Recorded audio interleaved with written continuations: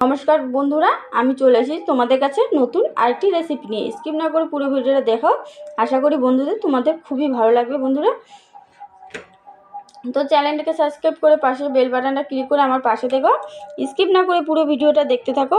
আশা করি এই রেসিপিটা তোমাদের খুবই ভালো লাগবে। তো চলো বেশি কথা না বলে শুরু করা যাক আজকের রেসিপি। দেখো কত সুন্দর হয়েছে, ভিতরটা কিন্তু অনেক সফট হয়েছে আর উপরটা একদম মিষ্টি ভর্তি। আমি এখানে 1.5 কাপের মতন ময়দা নিয়েছি। এবার আপনারা কিন্তু বেশিটাও নিতে পারেন বেশি বানালে। আর এখানে স্বাদ মতন লবণ দিয়ে দিচ্ছি, আর দিয়ে দিচ্ছি 1/2 চামচের মতন বেকিং সোডা, বেকিং পাউডার নয় কিন্তু। আর দিয়ে দেবো এখানে সাদা তেল। এখানে আমি 3 চামচের মতন সাদা তেল দিয়ে দেবো।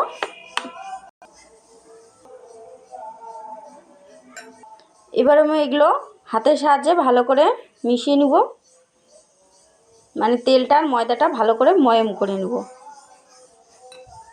বন্ধুরা, স্কিপ না করে পুরো ভিডিওটা দেখো। আশা করি তোমাদের ভিডিওটা খুবই ভালো লাগবে।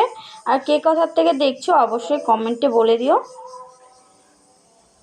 আর ভিডিওটি ভালো লাগলে অবশ্যই একটা লাইক করে দিও আর কমেন্টে জানিয়ে দিও তোমাদের কেমন লেগেছে। তো আমার এখানে ময়ম করা হয়ে গেছে, দেখতে পাচ্ছ কত সুন্দরভাবে ময়ম হয়ে গেছে। এখন আমি এখানে অল্প অল্প জল দিয়ে একটা ডো তৈরি করে নেব।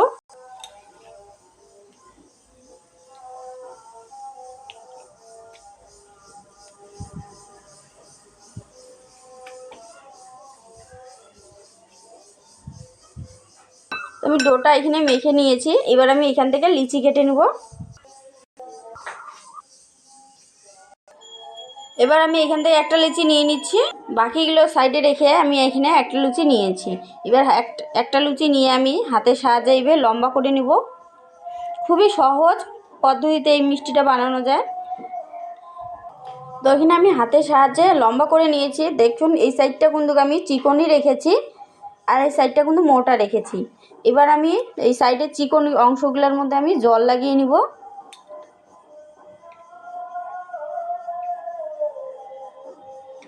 জল লাগিয়ে নিয়েছি। এবার এই পাশের কোনাটা নিয়ে আমি এভাবে মুড়িয়ে দেব, এইভাবে। আর এই পাশের কোনাটা আমি এদিকে মুড়ে নেব।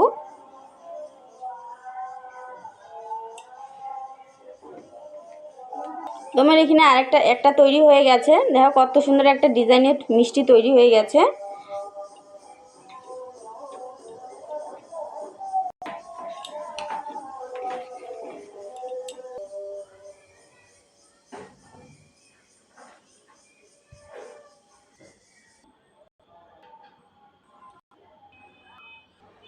তো সবগুলো আমার এখানে তৈরি হয়ে গেছে। এখন আমি এগুলো ভেজে নিব। তো আমি এখানে আগের থেকে একটা কড়াইয়ের মধ্যে তেল বসিয়ে দিয়েছিলাম, তেলটা গরম হয়ে গেছে। এখন আমি এগুলো দিয়ে দিচ্ছি ভাজার জন্য।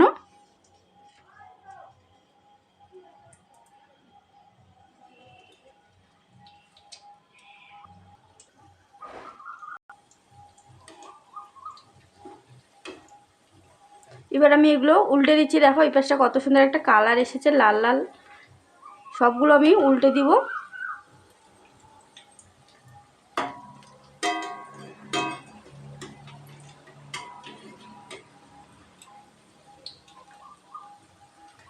আর এটা মিডিয়াম আঁচে ভেজে নেবেন, একদম হাই আঁচ দিয়ে ভেজে। তো এগুলো মিডিয়াম আঁচে ভেজে নেবেন, একদম হাই ফ্লেমে ভেজে নেবেন না, নাহলে তাতে পুড়া লেগে যেতে পারে। উল্টে পাল্টে ভালো করে ভেজে নিব এগুলো। তো আমি এগুলো উল্টে পাল্টে ভালো করে ভেজে নিয়েছি। এখন আমি এগুলো নামিয়ে নেবো। দেখো কত সুন্দর একটা কালার এসেছে। তো আমি এখন এগুলো নামিয়ে নিয়ে একটা বাটি,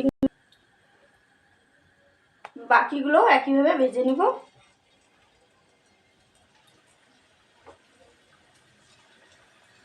তো সবগুলো নামিয়ে তারপরে এখানে একটা ননস্টিক বসিয়ে দিয়েছি।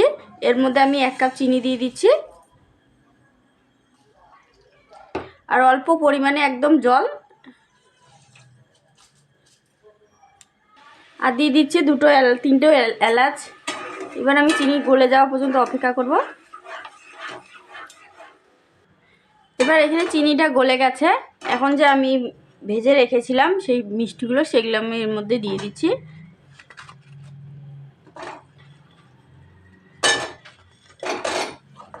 এবার এগুলো আমি ভালো করে শিরার মধ্যে মিশিয়ে নেব।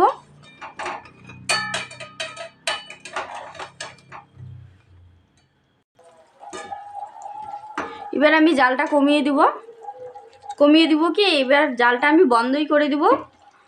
বন্ধ করে দিয়ে কিছুক্ষণ এখানে রেখে দিব, তারপরে আমি প্লেটে উঠিয়ে নেব। এবার আমি একটা প্লেটে উঠিয়ে নেব।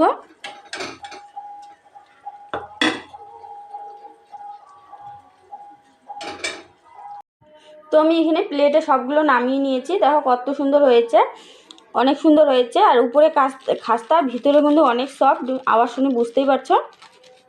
এই যে দেখুন, আর এটা খেতে কিন্তু অসাধারণ। এটার নাম হলো কানমোচড়া মিষ্টি। একটা ভেঙে দেখাচ্ছি কেমন হয়েছে ভিতরটা। দেখো কত সুন্দর হয়েছে, ভিতরটা কিন্তু অনেক সফট। এই যে, আর উপরটা একদম মিষ্টি ভর্তি।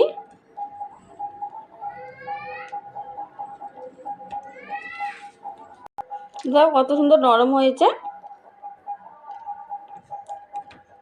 তো আজকের মতন এখানেই বিদায় নিচ্ছি। দেখা হচ্ছে পরের ভিডিওতে সুন্দর একটা রেসিপি নিয়ে। ততক্ষণে তোমরা ভালো থেকো বন্ধুরা।